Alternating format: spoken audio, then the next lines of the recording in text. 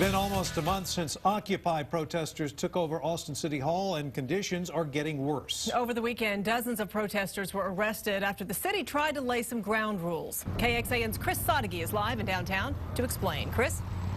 Well, there was a man here today to take part in the meetings. He was handcuffed, he was stuffed in a police car, and then later released. It's that kind of lack of communication that's leading to some conflict between police and protesters. Today, they tried to see eye to eye. Do you have any soul whatsoever?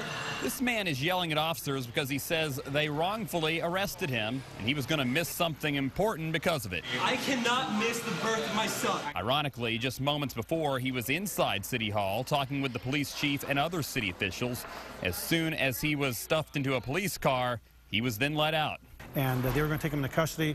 When we got contacted saying that was occurring, we ended up and released him. That's because this man was one of the 37 arrested over the weekend and told not to return to City Hall.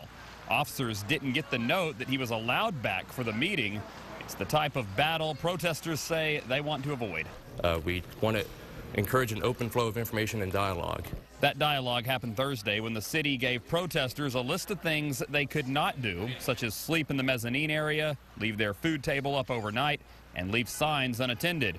Rules police then enforced over the weekend. We came to enforce those rules, and some folks opted to be arrested.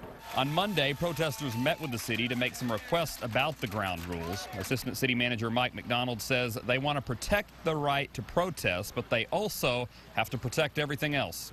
All the measures that we've taken across the board have been to try to protect property, try to protect individuals.